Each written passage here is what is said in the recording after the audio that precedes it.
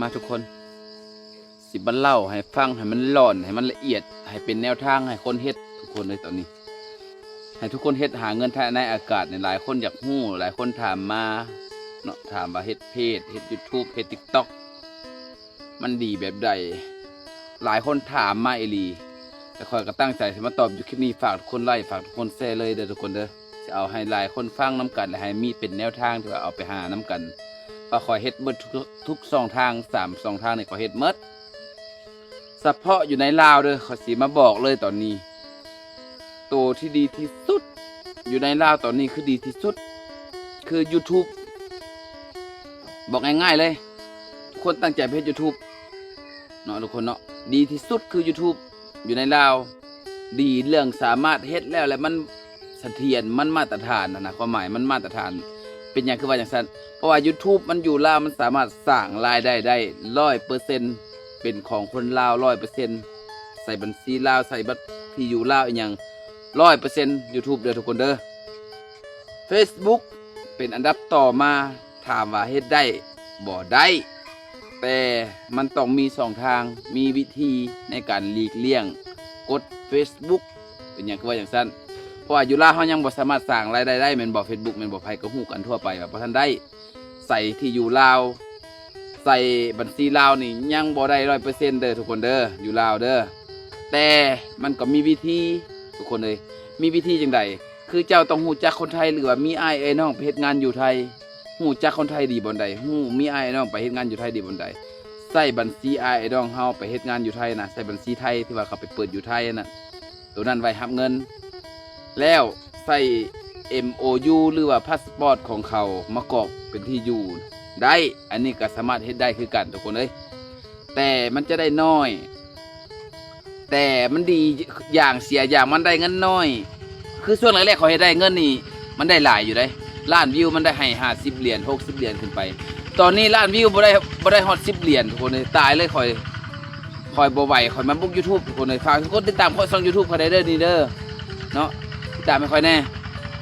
เดี๋ยวจะมีอีกอย่างอัปเดตหลายๆอย่างมาแบ่งปันความรู้มาแบ่งปันให้ทุกคนดอกฝากคนไลค์ฝากคนแชร์คลิปนี้เนาะมาถึงคัน YouTube Facebook เนาะตัวนี้เนาะบอกแล้ว Facebook ว่ามันเป็นแบบไรมันข้อดีคือสามารถสร้างตัวตนได้ไวเพราะว่ามันจะกระจายหลายกว่า YouTube แม่นบ่ YouTube มันคันคนบ่สร้างขึ้นมาบางคนบ่มีซ้ำแอคเคาท์ Facebook นะแต่มันก็สามารถเบิ่ง YouTube ได้แต่คำว่าแอคเคาท์ Facebook เจ้าต้องมีอีเมลเป็นของตัวเองมันจึงสามารถเข้าไปลงวิดีโอได้นะ YouTube อันนี้เนาะเรื่อง Facebook มันข้อดีข้อเสียมันก็คือว่านี่แหละข้อดีคือสามารถสร้างตัวตนได้ไวคนหูจักไวมันพอมันกระจายหลายกว่า YouTube ข้อเสียก็คือนี่แหละมันบ่ทันได้เป็นของคนลาวเฮา 100% คนลาวเฮายังบ่สามารถเคลื่อนไหวเต็มที่ว่าเป็นของคนลาวเฮาได้ 100% บ่สามารถใส่บัตรประจำตัวคนลาวได้บ่สามารถใส่บัญชีลาวได้เนาะที่ว่ารับเงินนะตัวนี้ TikTok บัดนี้TikTok ก็คือกันกับ Facebook ใกล้เคียงกันเลยแหละบ่ใกล้เคียงคือกันเลยแหละง่ายๆซะมันคือกันเลยคือบนใด TikTok ก็สามารถกระจายให้คนรู้จักไวคือกันแล้วรับเงินช่องทางใดมันรับเงินต่าง Facebook ได้ TikTok มันจะรับเงินเรื่องขายของเขาเอิ้นว่าเป็นแม่ค้าออนไลน์เจ้าสามารถเอาสินค้าตัวนี้สมมุติเขาขายโทรศัพท์เจ้าซื้อโทรศัพท์ยี่ห้อ Oppo ตัวนี้จะเอาโทรศัพท์มาขายมันจะสามารถได้เงินเปอร์เซ็นต์จากเจ้าของสินค้านั้นแล้วช่องทางที่2คือสามารถไล่สดเอาของขวัญจาก FC TikTok ตอนนี้คอยไล่สดได้ของคอยเพราะว่าคอยไปใส่ซิมไทยมาแล้วหลายคนถามอีกเป็นหยังคือใส่ซิมไทยแต่มาอยู่ลาวสามารถไล่สดได้มันมี2 ทางคือกันนี่มันต้องเฮียนฮู้คอยกับเฮียนฮู้คือกันจังว่าฝากทุกคนไล่ฝากทุกคนแชร์ไปให้หลายๆคนฮู้จักนำกันทุกคนเลยเนาะมันใส่เข้าไปปุ๊บแล้วเฮาบ่ต้องให้มีซิมไทยได้หน่วยนี่หน่วยคอยใส่นี่แหละบ่ต้องให้มีซิมไทยอยู่ในนั้นได้บ่ให้ต้องมีซิมลาวอยู่นั้นให้มีซิมไทยอยู่นั้นแล้วบ่ต้องถอดออกมาฮอดบ้านเฮาสัญญาณบ้านเฮาแล้วเฮาจังไล่สดบ่แม่นไล่สดโอ้ขอโทษเชื่อมต่อ Wi-Fi จากเครื่องอื่นมาใส่เฮาจังสามารถไล่สดได้หาของขวัญได้ตอนนี้คอยก็หาของขวัญได้อยู่ประมาณ 3-4 แสนอยู่ใน TikTok ตอนนี้ยังบ่ทันได้แลกทุกคนเดือนนึงจังค่อยแลกเทื่อนึงว่ามันสิได้เท่าใด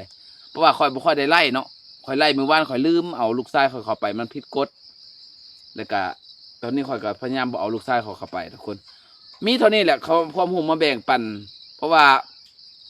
ข่อยจะไปบุกทาง YouTube ฝากทุกคนติดตามช่อง YouTube ข่อยได้เด้อเพราะว่าเพจมันให้น้อยโพดตัวนี้มันให้น้อยเกินไปนะ